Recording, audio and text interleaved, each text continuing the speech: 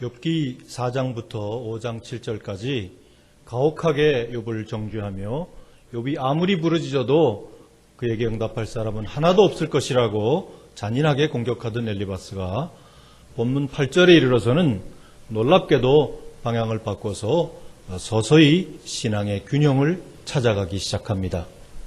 엘리바스는 말합니다. 나라면 하나님을 찾겠고 내 일을 하나님께 의탁하리라.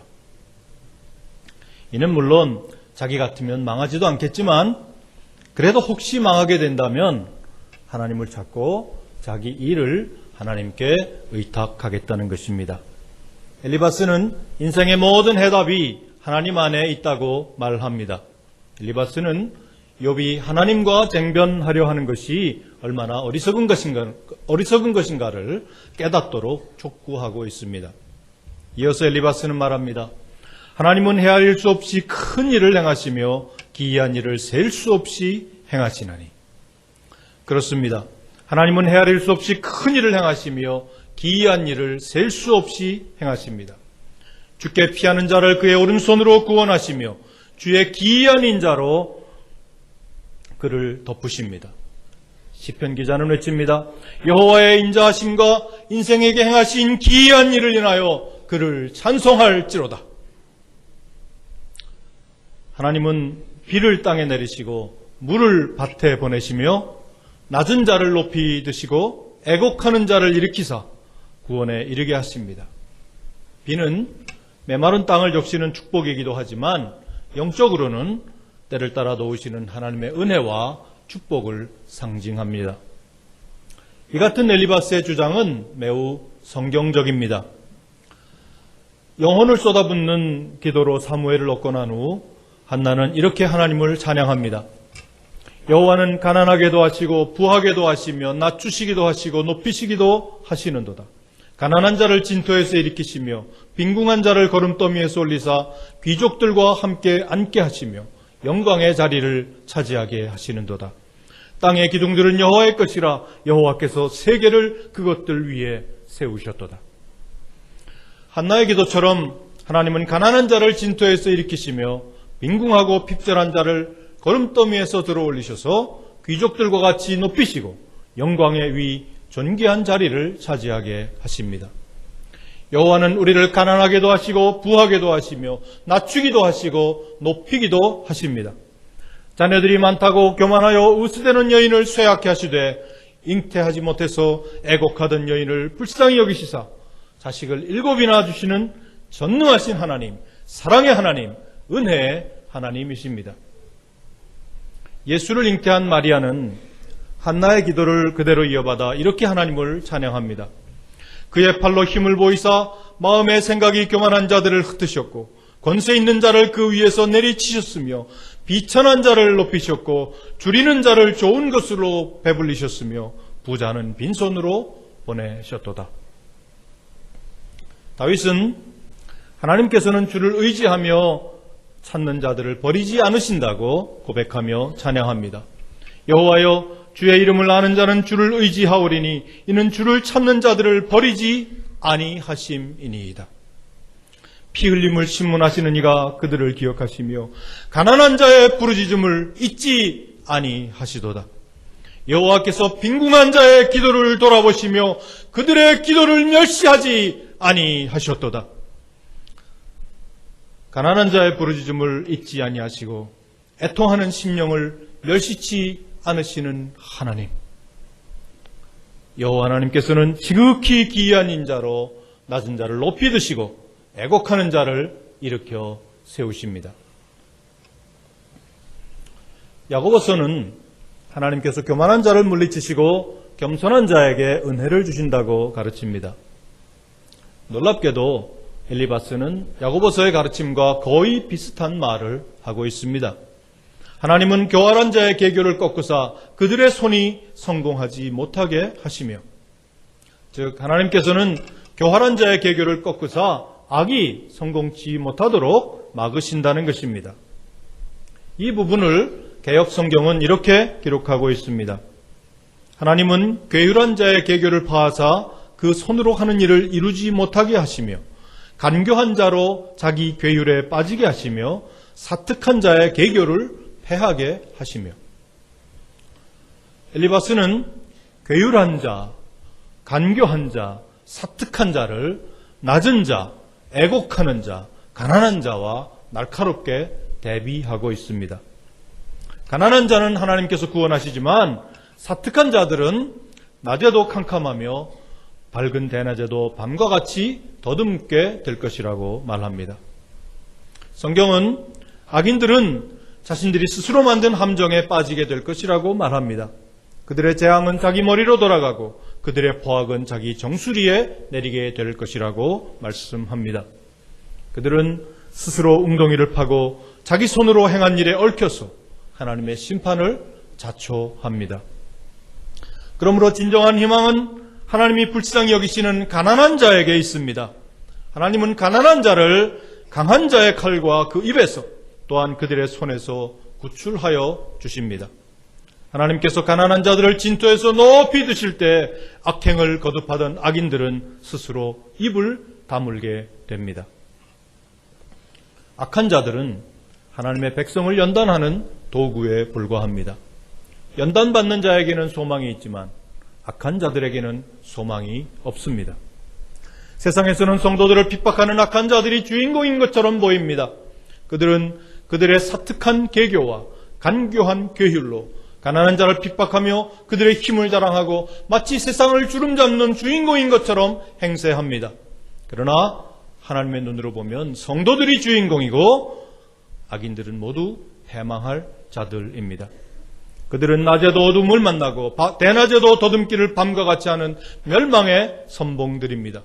그들의 마침은 멸망이요 그들의 신은 배요 그 영광은 그들의 부끄러움에 있고 땅의 일을 생각하는 자들일 뿐입니다. 그러나 우리 성도들의 시민권은 하늘에 있습니다. 사도 바울의 고백처럼 우리 성도들은 속이는 자 같으나 참되고 무명한 자 같으나 유명한 자요 죽은 자 같으나 살아있고 징계를 받는 자 같으나 죽임을 당치 아니하며 근심하는 자 같으나 항상 기뻐하고 가난한 자 같으나 많은 사람을 부유하게 하며 아무것도 없는 자 같으나 실상은 모든 것을 소유한 부유한 자들 곧 그리스도의 부요를 가진 자들입니다. 무릇 심령이 가난하고 무릇 마음이 가난하고 심령에 통회하며 내 말을 듣고 떠는 자 그 사람은 내가 돌보려니와. 우리의 연약함을 친히 체휼하시고 십자가의 고초를 몸소 겪으신 주님이 말씀하십니다. 심령이 가난한 자는 복이 있나니 천국이 그들의 것이며. 주님은 우리가 약할 때 강함 주시고 가난할 때 우리를 부욕해 하시기 위해서 몸소 십자가를 지셨습니다. 우리의 연약함을 친히 담당하기 위해서 십자가를 지셨습니다. 이미 살펴본 것과 같이 본문 8절부터 놀랍게도 엘리바스의 신앙이 균형을 잡기 시작합니다. 이것이 엘리바스 신앙의 저력입니다. 신앙생활을 하다 보면 간혹 신앙의 균형을 잃는 때가 있습니다. 어떤 때는 너무 진리로, 어떤 때는 너무 사랑으로, 어떤 때는 지나치게 냉철한 신앙으로, 어떤 때는 과도한 신비주의로 빗나가서 균형을 잃는 것입니다. 신앙의 균형을 찾는 길은 오직 하나, 하나님의 말씀으로 돌아오는 것입니다. 좌로나 우로나 치우치지 않고 말씀 위에 굳게 서는 것입니다. 신앙의 균형을 찾아야 자기도 살고 다른 사람도 살며 교회 공동체도 살게 됩니다. 신앙의 균형을 되찾게 된 엘리바스는 이때부터 욥의 고난을 징벌과 저주가 아니라 하나님의 연단으로 이해하기 시작합니다. 그러면서 욥에게 하나님께 대적하지 말고 하나님과 다투지 말라고 권면합니다. 그리고 하나님께 징계받는 자의 복을 역설합니다. 엘리바스는 곤비한 자, 가난한 자, 징계받는 자에게 임할 하나님의 위로와 축복을 열심히 욥에게 설명하고 있습니다. 이 같은 엘리바스의 누그러진 태도는 욥에게 큰 위로가 되었을 것입니다. 비록 욥이 징계받고 있는 것은 아니었지만 욥의 사정이 곤비하고 가난한 것은 사실이었기 때문입니다. 볼지어다 하나님께 징계받는 자에게는 복이 있나니 그런즉 너는 전능자의 징계를 업신여기지 말지니라. 하나님은 아프게 하시다가 싸매시며 상하게 하시다가 그의 손으로 고치시나니. 하나님은 우리의 아픈 것을 싸매시며 상한 것을 고치십니다. 우리를 치료하고 회복시키시는 하나님, 회개하고 돌아오는 자를 품으시고 싸매시는 하나님, 우리의 더러움을 제하시고 부족한 것을 제하사 불순물 없는 정결한 신앙으로 다시 세우시는 하나님. 하나님은 당신의 독생자를 주셔서 우리를 품으셨습니다. 그러므로 전능자의 경책을 가볍게 생각해서는 안 됩니다. 하나님의 경책은 곧 아버지의 사랑이기 때문입니다. 성경은 곳곳에서 아버지 하나님의 사랑과 징계를 우리에게 가르칩니다. 내 아들아, 주의 징계하심을 경히 여기지 말며 그에게 꾸지람을 받을 때 낙심하지 말라.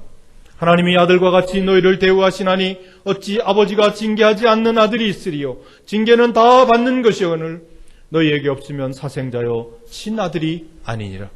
무릇 징계가 당시에는 즐거워 보이지 않고 슬퍼 보이나 후에 그로 말미암아 연단받는 자들은 의와 평강의 열매를 맺느니라. 시험을 참는 자가 복이 있나니 이는 시험을 견뎌낸 자가 주께서 자기를 사랑하는 자들에게 약속하신 생명의 면류관을 얻을 것이기 때문이라. 하나님께서 징계하실 때 끝까지 고집을 부리면서 계속 돌이키지 않는 사람들이 있습니다. 그때 하나님은 우리를 더 때려서라도 반드시 돌이키게 하십니다. 패역한 이스라엘에게 하나님은 말씀하십니다. 너희가 어찌하여 매를 더 맞으려고 패역을 거듭하느냐. 하나님의 징계 앞에서 겸허하게 무릎 꿇는 것은 자녀들만의 특권입니다. 아기는 징계를 받을수록 더욱더 악한 본성을 드러냅니다. 하나님은 말씀하십니다. 너희는 무지한 말이나 노새같이 되지 말지어다. 너희는 무지한 말이나 노새같이 되지 말지어다. 하나님은 징계를 통해 죄의 뿌리까지 치료하십니다. 우리에게 말씀을 깨닫게 하고 말씀으로 우리를 다시 세우십니다.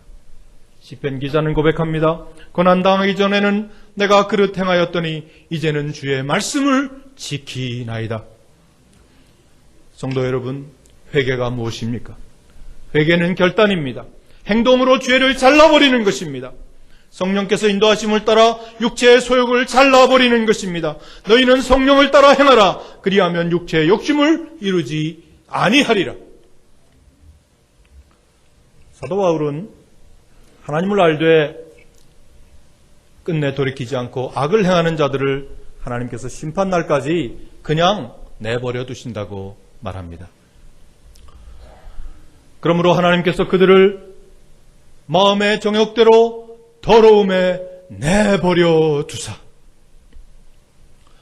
이 때문에 하나님께서 그들을 부끄러운 욕심에 내버려 두셨으니 하나님께서 그들을 그 상실한 마음대로 내버려 두사. 내버려 두신. 이것은 회개하고 돌이키지 않는 악인들을 향한 최고의 심판, 최고의 징벌입니다. 하나님을 알되 하나님을 영화롭게도 아니하며 감사치도 아니할 뿐 아니라 오히려 그 생각이 허망하여져서 하나님의 영광을 썩어질 사람과 금수와 버러지의 형상으로 바꾸었기 때문입니다. 그들이 핑계치 못할 것은 하나님을 알만한 것이 그들 속에 분명히 보였기 때문입니다. 비록 징계받지만 하나님께 돌아오는 사람들은 어떤 사람들입니까? 주의 자녀요, 주의 백성들입니다. 오라 우리가 여호와께로 돌아가자. 여호와께서 우리를 찢으셨으나 도로 낫게 하실 것이요 우리를 치셨으나 싸매어 주실 것임이라. 하나님께서 구하시는 제사는 상한 심령이라 상하고 통회하는 마음을 주께서 멸시하지 아니하시리이다. 하나님은 주의 백성들에게 부드러운 마음, 화합하는 마음, 일치한 마음을 주십니다. 새 영을 주시고 새 마음을 주십니다. 상한 갈대를 꺾지 않으시고 꺼져가는 심지를 끄지 않으시는 아버지 하나님은 우리의 굳은 마음을 제하여 버리시고 화합하는 마음을 주셔서 여호와의 선하심을 맛보게 하십니다. 비록 징계를 받고 있지만 그 징계의 결과 하나님의 손으로 고침을 받는다면 그것은 최고의 은택입니다. 너희는 여호와의 선하심을 맛보아 알지어다. 그에게 피하는 자는 복이 있도다.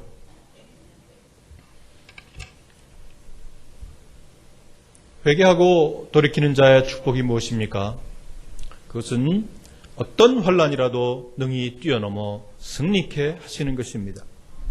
6가지 환난, 7가지 환난이 한꺼번에 닥쳐온다 할지라도 그 모든 환난을 능히 뛰어넘어 이기게 하시는 것입니다. 엘리바스는 말합니다. 6가지 환난에서 너를 구원하시며 7가지 환난이라도 그 재앙이 내게 미치지 않게 하시며 기근 때의 죽음에서 전쟁 때의 칼의 위험에서 너를 구원하실 터인즉 내가 혀의 채찍을 피하여 숨을 수가 있고 멸망이 올 때에도 두려워하지 아니할 것이라. 이것이 하나님의 인자입니다. 하나님께 돌아와 이제 겨우 불순물이 조금 제거되었을 뿐인데 과거보다 조금 더 겸손해지고 조금 더 진실해졌을 뿐인데 하나님은 우리를 무조건적으로 불쌍히 여기시며 감싸 안으시고 전폭적인 사랑과 긍휼을 베푸십니다. 기근 때의 죽음에서 전쟁 때의 칼의 위협에서 사람들의 중상과 비방 그 모진 혀의 채찍에서 피할 수 없는 멸망의 위기에서 우리를 구원하십니다. 사람의 힘으로 능히 막을 수 없는 모든 위험에서 우리를 안연히 보호하십니다. 군대가 나를 대적하여 진칠지라도 내 마음이 두렵지 아니하며 전쟁이 일어나 나를 치료할지라도 내가 오히려 안연하리로다. 엘리바스는 한 걸음 더 나아가 하나님이 우리를 지키시면 심지어 들에 있는 돌이 너와 언약을 맺겠고 들짐승이 너와 화목하게 살 것이라고 선포합니다. 그날에는 내가 그들을 위하여 들짐승과 공중의 새와 땅의 곤충과 더불어 언약을 맺으며 또 이 땅에서 활과 칼을 꺾고 전쟁을 없이하고 그들로 평안히 눕게 하리라. 이스라엘을 지키시는 하나님은 졸지도 아니하시고 주무시지도 아니하십니다. 성도들의 우편에서 큰 그늘이 되십니다. 그러므로 낮에 해가 우리를 상치 못하고 밤에 달도 우리를 해치 못합니다. 우리를 지켜 모든 환난을 면케 하시며 우리 영혼을 지키시는 하나님, 우리의 주입을 영원토록 지켜주시는 하나님. 그러므로 시편 기자는 이제 우리의 눈을 들어 높은 산을 바라보라고 외칩니다. 그 산을 지으시고 천지를 창조하신 여호와가 바로 우리 하나님이라고 외치며 찬양합니다. 이렇게 놀라운 하나님의 은혜를 선포한 후에 엘리바스는 자신도 모르게 욥의 회복을 예언합니다. 욥이 그의 잃었던 자손과 장막, 짐승의 우리를 완벽하게 회복할 것이라는 예언입니다. 내가 내 장막의 편안함을 알고 내 우리를 살펴도 잃은 것이 없을 것이며 내 자손이 많아지며 내 후손이 땅의 풀과 같이 될 줄을 내가 알 것이라. 내가 장수하다가 무덤에 이르리니 마치 곡식단을 제때에 들어올림 같으니라. 엘리바스는 욥의 후손이 땅의 풀과 같이 번창할 것이며 욥이 장수하게 될 것이라고 축복합니다. 이 같은 엘리바스의 예언과 축복은 분명 그의 본성에서 나온 것이 아닙니다. 그는 그의 인간적인 본성으로는 욥을 정죄하며 저주하던 사람이었기 때문입니다. 엘리바스는 이제 자신도 모르는 사이에 성령의 감동으로 욥의 회복을 예언하고 있습니다. 하나님께서 엘리바스의 입을 빌어서 욥을 위로하고 계신 것입니다. 하나님은 우리를 회복시키시며 우리의 상한 마음을 고치시는 하늘 아버지이십니다. 우리의 상처 입은 심령을 성령으로 채우시고 새 일을 행하시는 분입니다. 주의 길로 인도하사 자유케 하시는 분입니다. 성도 여러분, 마음이 상하셨습니까? 의에 줄이고 목이 마르신가요? 욥과 같이 설명할 수 없는 인생의 질곡에 눌려 계시지는 않으신가요? 하나님께 징계받아 괴로워하며 울부짖고 계시지는 않으십니까? 살아계신 하나님을 바라보십시오. 그분께 의탁하고 그분께 맡기십시오. 6가지 환난에서 7가지 환난이라도 능히 이기게 하시는 주님, 오늘 그분께 여러분의 온 생을 의탁하십시오.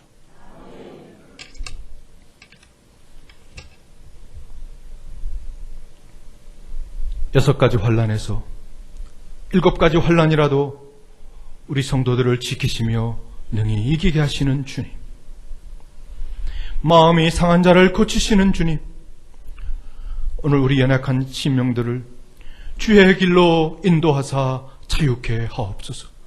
새 일을 행하사 부흥케 하옵소서. 성령으로 채우사 주보게 하옵소서. 주의 임재 속에 은혜 알게 하옵소서. 의에 줄이고 목이 마르니 성령의 기름 부어주소서. 세상 끝날까지 나를 펴주시고 새날 열어 주옵소서.